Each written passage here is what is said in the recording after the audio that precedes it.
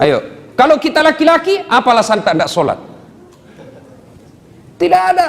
Ustadz, tidak ada hafalan sehafal. Mulai kecil sampai sekarang, tidak pernah menghafal bacaan sholat. Wala ta'yansu min rauhillah. Jangan putus asa. Gimana caranya Ustaz? Datang berjamaah di masjid. Kalau imam sudah baca, makmum sudah diwakili. Tidak baiknya kalau ku bilang imam baca, dia makin di belakang. Itu saja kita baca, amin, dia makin lagi. Sudah sah. Bagaimana kalau sendiri Ustaz? Sedikit jiku hafal, kul tomo. Rakaat pertama, kul huwallah. Rakaat kedua, kul huwallah lagi. Gesok nih. Coba, tapi jangan begitu terus. Sambil belajar. Apalagi, Ustaz, pulang kampung ke Ustaz. Mobil tidak mau singgah. Allah kasih keringanan. Gimana? Tayamum. Tayamum ki di atas mobil. Tidak mau singgah sopir Ustaz, di atas mobil ki sopir. Sholat. Dah.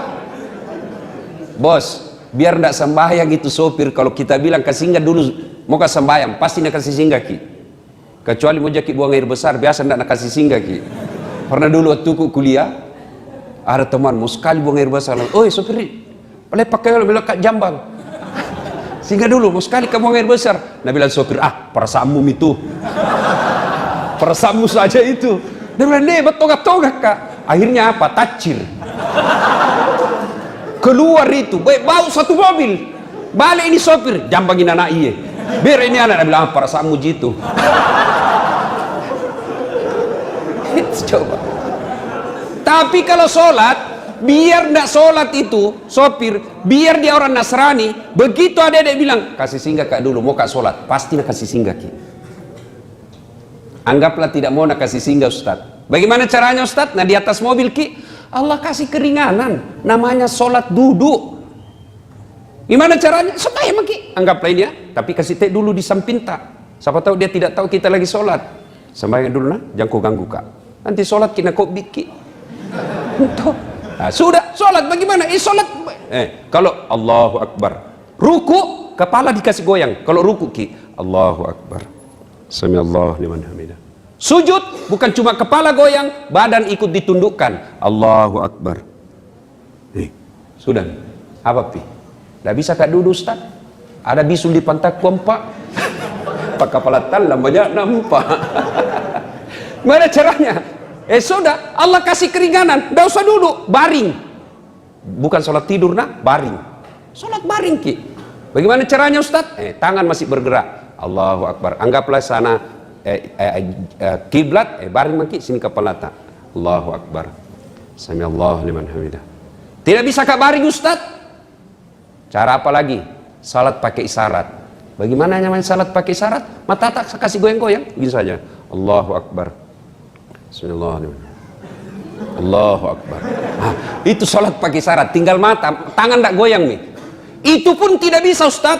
Allah kasih dispensasi lagi apa? Sholat dalam hati. Bagaimana caranya Ustaz? Semua bacaan sholat dalam hati semua. Mata sudah tidak bergerak, tangan sudah tidak bergerak, bibir sudah tidak bisa bergerak. Gimana caranya? Pejamkan saja mata. Bayangkan lagi ruku, baca doa ruku. Bayangkan lagi sujud, baca doa sujud. Itu namanya sholat dalam hati.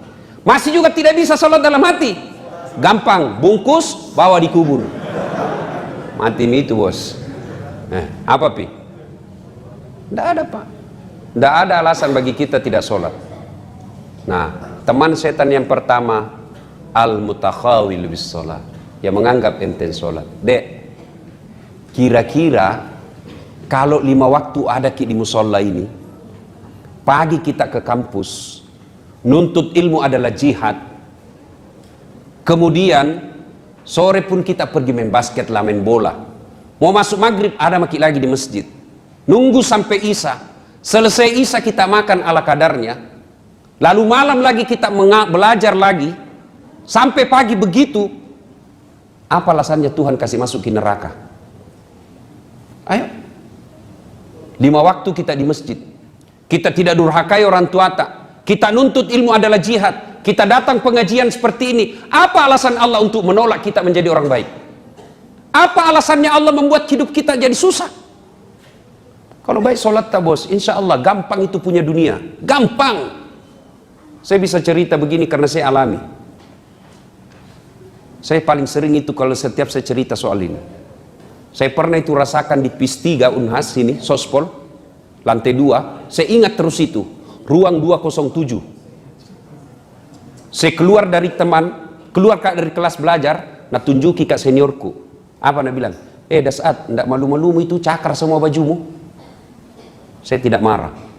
Saya cuma berdoa kepada Allah, ya Allah, berikan saya umur panjang supaya saya bisa berbuat baik sama ini orang. Alhamdulillah, Ramadan kemarin, tahun ke-6 itu orang setiap Ramadan saya kasih zakat. Saya pernah rasakan menjadi cleaning service, mapanyuki. 4 toilet saya harus bersihkan setiap hari.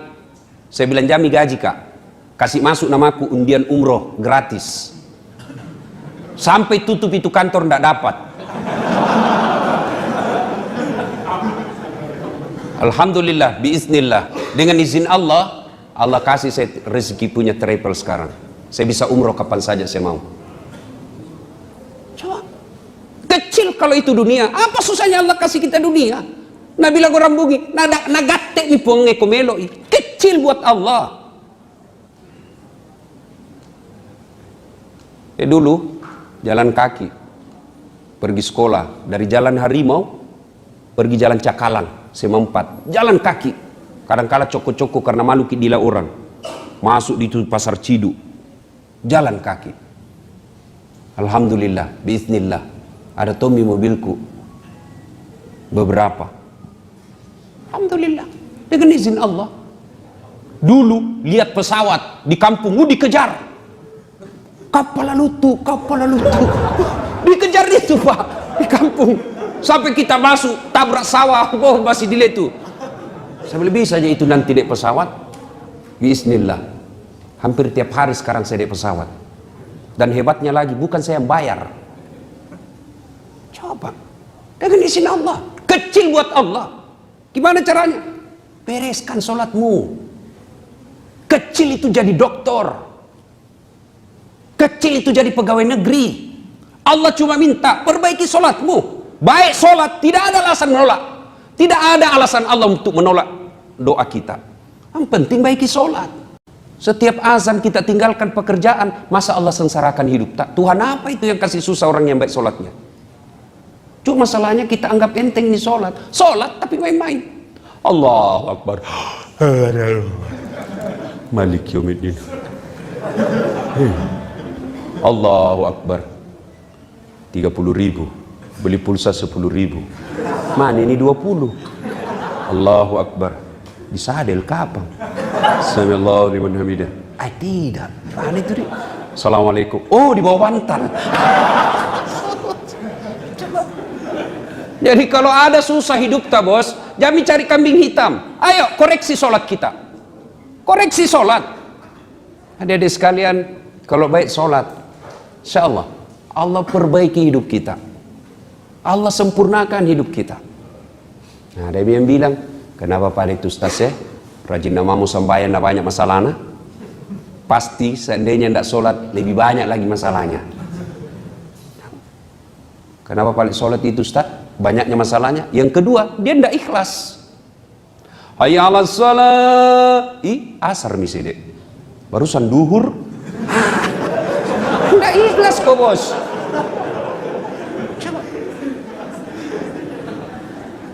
Sembahyang Ustaz, banyaknya susahnya. Yang ketiga, dia sholat tidak seperti yang Nabi ajarkan. Sholat itu tuh nak pakai futsal, itu tuh nak pakai main basket, itu tuh nak pakai masuk toilet, nak pakai lagi sholat. Apa pernah kita dengar riwayat Nabi seperti itu? Coba mi bede. Setiap kita mau sholat, kita bersihkan badan kita, cari pakaian yang rapi. Mau ketemu Allah ini bos. Nah kita saja mau ketemu sama cewek, tak biasa kita pinjam parfumnya teman tak. Punya dulu parfummu, apa pitu? Ada pitu parfum dipinjam, sudah kau pakai habis mi, tak bisa kasih kembali. Satu, teman setan adalah mereka yang menganggap enteng sholat. Kalau baik sholat tadi, tidak ada susahnya buat Allah. Coba. Saya kasih ke contoh. Bisa ndak orang hidup kalau dibakar? Dibakar api yang sangat besar, bisa hidup? Bisa? Hukum biologi mengatakan tidak mungkin manusia hidup kalau dibakar. Tapi kalau Allah yang mau, Ibrahim alaihissalam dibakar dalam api yang sangat besar, menyala-nyala. Ibrahim keluar kedinginan. Kalau Allah mau. Bisa ndak manusia hidup dalam perut ikan? Adik-adik, kira-kira ada orang bisa hidup dalam perut ikan? Kalau saya, ikan masuk di perutku. Coba. Tapi kalau Allah mau, Yunus alaihissalam, ada ulama mengatakan 30 hari, ada ulama mengatakan 40 hari, tapi tidak jadi masalah berapa harinya. Yang penting dalam perut ikan beberapa hari, keluar hidup. Kalau Allah mau. Pernah lihat got? Musim hujan sekarang, lihat itu got-got kita. Kalau airnya mengalir ke kanan, kemana benda yang ada di atasnya? Hah? Ke kanan. Kalau air yang ada di atas itu mengalir ke kanan, maka benda yang ada di atas air tersebut mengalirnya ke kanan. Tapi kalau Allah yang berkehendak, sungainya Nil, air sungai Nil mengalir ke kanan, petinya Nabi Musa mengalir ke kiri. Hebatnya lagi, waktu itu Fir'aun bikin perda, anak laki-laki, bayi laki-laki yang kau dapat, bunuh hidup-hidup. Apa yang terjadi? Justru bayi Musa alaihissalam, bayi Musa masuk ke pekarangan istananya Fir'aun. Siapa yang dapat? Istrinya Fir'aun. Masya Allah. Kalau Allah yang mau. Bisa enggak perempuan hamil tidak pernah disentuh laki-laki? Bisa? Hukum biologi mengatakan tidak mungkin, Ustaz. Tapi kalau Allah yang mau, Siti Maryam, wanita suci, tidak pernah disentuh laki-laki, hamil melahirkan Isa alaihissalam. Cuma zaman sekarang banyak tomo saingan sama Siti Maryam. Hamil dari suaminya, beleng-beleng. Kalau Allah mau, bagaimana supaya Allah mau? Perbaiki sholat. Adik-adik, perbaiki sholat. Ya, tiba-tiba ditelepon orang tua tak, ma membayar kak besok. Kau tahu mina, bapakmu pensiun mi. Gaji pensiunnya untuk makan kami saja di kampung tidak bisa. Mengadu maki kepada Allah. Jangan mengadu di Facebook. Sekarang anak muda tempat curhatnya Facebook, Twitter, talekang. Apa ada di Facebook? Berdoa Ustaz. Sibuk itu Tuhan mau baca statusmu. Di mana orang berdoa Ustaz? Di atas sajadah. Bangun maki sepertiga di akhir malam. Nangis di hadapan Allah. Ya Allah, Kau larang saya meminta-minta.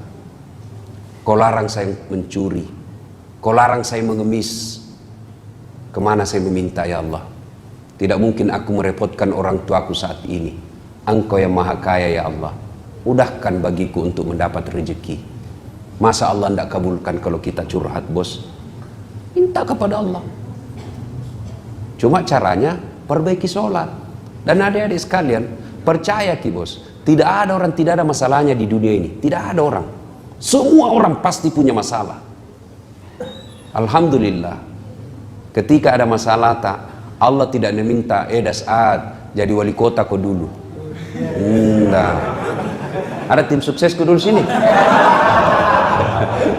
Das'ad jadi gubernur kau dulu. Tidak. Allah cuma minta cewek, cowok, ada masalahmu, ista'inu bisabri wassalah. Sabar kok, perbaiki sholatmu, saya yang selesaikan masalahmu. Itu janji Allah. Allah cuma minta sabar kok, perbaiki sholatmu, saya yang selesaikan masalahmu. Jadi ketika ada masalah dalam kuliah ini, sabar saja, tingkatkan kesabaran, sempurnakan sholat, Allah yang selesaikan itu. Apa itu sabar Ustaz? Apakah duduk-duduk di kandat atau kepala? Sabar kak bos. Oh bukan sabar itu, beleng-beleng. Tuh ya. Satu, teman setan. Al-mutakhawilu bis shalah, yang menganggap enteng sholat. Yang kedua, temannya setan. Ini setan sendiri yang rahasia, bocorkan rahasianya. Siapa yang menjadi teman setan yang kedua? Yaitu qillatul haya, toma kuras sirie, kurang rasa malu. Oh, ini banyak. Sholat baik, tapi kurang rasa malu. Mana kurang rasa malu? Prakteknya kalau perempuan, mulai dari cara pakaiannya.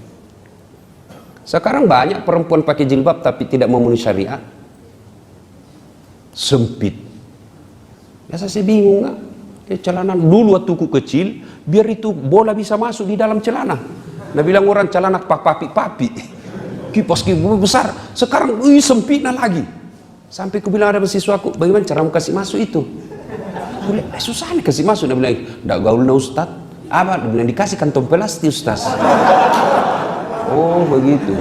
Jadi besok-besok mau ku buang air besar nggak dapat ku kantong plastik. Ujuli kini alemu dong. Coba. Adik-adik, saya pernah bicara sama ahli apa itu penyakit kandungan, sama ahli kelamin, ya. Ternyata anak-anak gadis keluhannya di dokter sekarang apa? Keputihan. Dan apa penyebab keputihan? Celana sempit. Dan kalau keputihan bedek tidak ditindaklanjuti dan tidak cepat diobati, maka bisa berujung pada kanker mulut rahim. Kalau sudah kanker mulut rahim, nah tahu laki-laki tidak ada yang mau nikahi kita. Nah itu penyebabnya. Kalau kita jilbab, malu dong pakaian sempit. Ini yang rasa malu sudah mulai hilang, Pak. Hilang. Dulu itu perempuan zaman saya SMA, kalau jatuh ballpoinnya, jatuh ballpoin. Tuh, nah pegang dulu di sini. Kan dulu dilarang orang pakai jilbab waktu masih SMA. Tuh, dia pegang dulu sini kancing bajunya, baru dia pegang juga roknya di belakang. Baru tunduk nih. Begitu itu perempuan dulu, dia jaga harga dirinya. Sekarang nah sengaja memang tong itu jalan begini. Nah sengaja kasih sempit, kita napan raki. Biasa kalau mahasiswaku saya yang cewek-cewek, mahasiswiku saya bilang, Dek, yang seksi di luar. Kenapa Ustaz? Kau ganggu konsentrasiku, bilang. Kau enak, saya dapat dosa. Dan kita itu laki-laki toh, tergantung perempuannya kan. Mari kerjasama. Kami laki-laki jaga mata, tolong anda cewek jaga akhlak. Biar setengah mati dijaga mata, kalau anda berkeliaran kayak setan, nggak bisa dikendalikan bos. Masa kita jalan tunduk terus, tabrak tiang listrik. Kerjasama, kami jaga mata, tolong anda akhwat jaga akhlak. Coba itu laki-laki, kalau dia kumpul-kumpul di pinggir jalan, apakah namanya tampak biasa main gitar anak deker, apakah? Hah? Coba kalau ada anak di pinggir jalan, lewat cewek, kalau diganggui pakai jilbab, apa nak bilang? Assalamualaikum. Bau surga. Paling itu diganggui kalau pakai jilbab. Tapi coba itu kalau yang seksi, yang di atas turun ke bawah, yang di bawah naik ke atas, ketemu di tengah tipis sempit, lewat, apa nak bilang cowok? Cewek jungkir balik dong. Itu laki-laki. Nah itu ciri-ciri orang yang kurang rasa malu dari pakaian. Pakaian orang beriman itu takwa. Takwa itu salah satu diantaranya menutup aurat. Nah kita juga jangan sampai saudara tak, teman tak disuruh pakai jilbab, baru kita laki-laki umbar-umbar aurat. Mana? Pemain futsal, pemain basket, kelihatan pahanya, dosa juga itu bos. Mana auratnya laki-laki? Pusat sampai lutut, kelihatan paha, dosa. Masa dosa Ustaz? Tidak ada nafsu lihat pahaku. Siapa bilang? Siapa tahu ada janda-janda tua sudah lama tidak pernah lihat paha tuh. Bisa jadi. Atau bisa jadi laki-laki sendiri yang nafsu lihat pahamu. Iya bos. Jadi orang yang tebal rasa malunya. Malu dong malu dong kalau kita pengurus takmirnya Al-Aqsa, lalu kita tidak sholat awal waktu. Malu dong kalau kita remaja masjid, lalu kita tidak bisa menjadi teladan. Malu dong kalau kita menjadi remaja masjid, lalu kita malah kelihatan yang lebih bajingan. Itu punya rasa malu. Malu dong kalau bapak kita ustadz, lalu kita kajili-jili. Malu dong kalau kita dosen, lalu kita sendiri yang nakal. Orang yang punya rasa malu, minimal dia malu kepada sesama manusia, terpelihara dari dosa. Nah, orang yang tidak punya rasa malu, lihat nih sekarang. Salah satu sebab hancurnya Republik Indonesia ini karena banyak pejabat publik tidak malu. Makura Siri, ketua DPRD zaman now. Coba banyak ki. Pacetong hilang, masya Allah. Nah, apa itu? Tidak punya rasa malu. Bangga dia pakai mobil korupsi. Nyata-nyata pelat merah dia pakai pergi urusan hari-hari, urusan pribadi. Malu dong. Orang yang punya rasa malu, insya Allah termasuk orang yang baik imannya. Sebaliknya, orang yang tidak punya rasa malu, itulah temannya setan. Yang ketiga, teman setan, qaswatul qalbi, maka doati, kak doro, tidak mempan nasihat. Mana yang dimaksud tidak mempan nasihat? Nah, bilang orang di kampungku, selesai dengar ceramah apa? Nah, bilang tantentong, janjenjong. Apa itu? Tangi tangu, jame jamamu, jame jamaku, wita topi na witai. Nah, bilang mangkasara, kucini topi na kuciniki, eja pina doang. Kenapa? Kususai kok. Ah, itu orang keras hati itu yang begitu. Selesai dengar dakwah tidak mempan, dinasehati tidak mempan, malah apa nak bilang? Jamaku lagi panggil itu Ustaz dasar. Tidak baik cara mana? Ini baik kita wah, tidak kusuka. Kenapa? Ampak na bahas saya terus nak kena. itu teman setan, tidak mempan, qaswatul qalb, keras hati. Nah, orang keras hati ini biasanya sepupu satu kali sama sombong. Ya, keras hati itu sepupu satu kali sama sombong, tidak mau dengar nasihat, tidak mau dengar dakwah. Nah, orang yang bagaimana cara memelihara hati supaya baik, supaya berhenti dari keras hatinya, ala bidzikrillahi tatmainnul qulub. Berzikir. Ya silakan zikir. Mau zikir sendiri boleh, mau zikir berjamaah boleh, mau zikir dilafazkan boleh, mau zikir di dalam hati juga boleh. Ya terserah. Jangan saling menyalahkan. Zikir berjamaah tidak ada pada zaman Nabi, bid'ah, masuk neraka. Luas namamu itu surga nanda mau kau kasih kita empat. Alhamdulillah, baca di beberapa media online. Tadi pagi saya baca pemerintah Arab Saudi sudah meliburkan pada tanggal 30 November nanti ini, ya, 30 November ini menghargai hari lahirnya Rasulullah Muhammad SAW, dan yang selama ini Saudi menganggap bahwa peringatan Maulid itu tidak ada. Alhamdulillah, kerajaan Saudi memberikan kesempatan kepada rakyatnya untuk melaksanakannya, bagian daripada bersukacita, bersukaria menyambut hari kelahiran Rasulullah Muhammad SAW. Wallahu alam, benar itu apa tidak, saya cuma baca di media online, ya. Tapi pada prinsipnya kalau mau maulid silahkan, tidak mau maulid silahkan. Kadang orang saya lihat bid'ah maulid tidak ada pada zaman Nabi, tapi satu Syawal masuk bulan Rabiul Awal dia bikin juga pengajian, tapi bukan maulid namanya, apa? Sirah Nabawiyah. Apa nak bahas sejarah Nabi? Kurang sama aja, casingnya aja beda ini. Sama modelnya, cuma beda sama casing, beda casing sama isi. Nah, judulnya satu maulid, judulnya satu sirah Nabawiyah, sama-sama aja. Tidak mau maulid jangan, mau maulid jangan suka bertengkar. Lebih banyak pekerjaan kita yang lebih penting, menyatukan umat, memenangkan pilkada bagi orang-orang yang baik agamanya. Jauh lebih penting daripada kita membahas yang seperti itu. Nah, adik-adik sekalian, ini yang ketiga. Ulangi bedek, kan lupa misalnya itu. Apa satu? Menganggap enteng solat. Yang kedua, kurang rasa malu. Yang ketiga, qaswatul qalbi, keras hati. Ini penting. Kalau orang keras hati itu deh, biar siapa nasihati. Dan siapa yang bisa mengobati hati kita? Kita sendiri. Dan ini hati penting, penting sekali. Sehingga mungkin adik-adik sering dengar, dalam dirimu terdapat segumpal darah. Apabila segumpal darah itu sehat, maka sehatlah seluruh anggota tubuhmu. Tapi apabila segumpal darah itu sakit, maka sakitlah seluruh anggota tubuhmu. Apa gerangan segumpal darah itu? Qalb, hati. Ini hati. Artinya apa? Kalau hatinya sehat, insya Allah tutur katanya baik, perlakuannya baik. Tapi kalau hatinya sakit, tutur katanya merugikan orang, perbuatannya tidak enak. Itulah.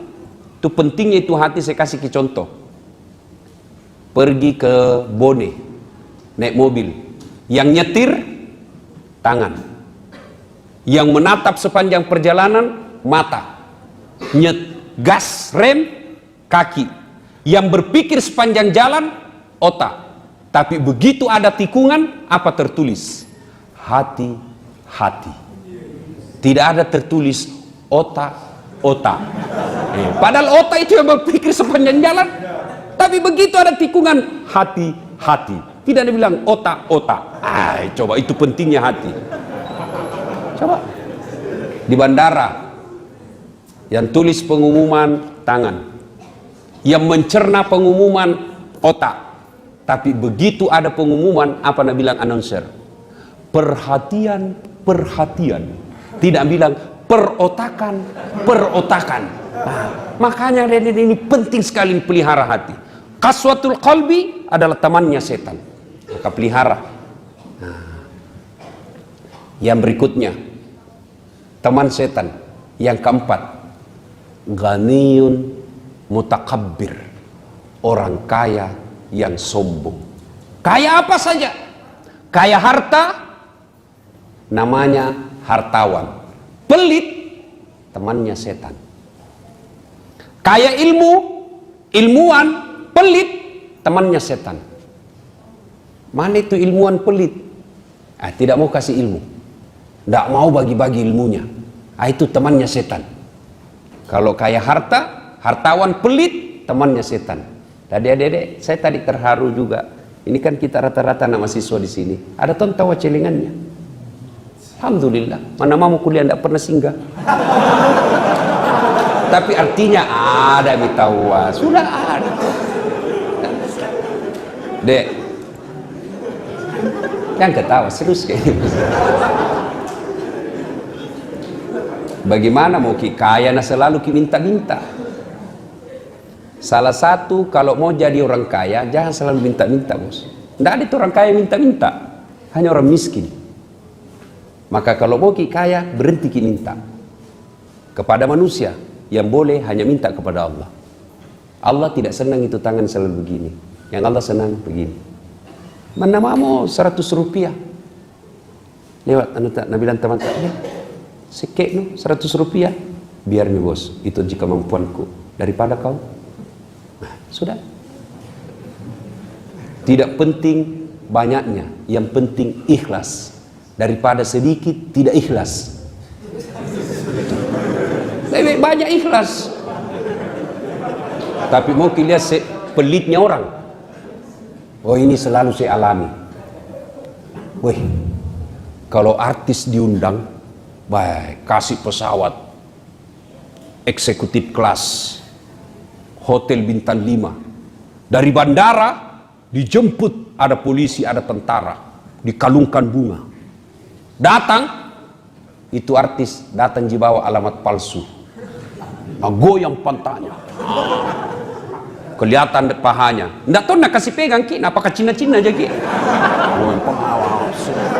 Artis pulang paling murah dikasih 75 juta.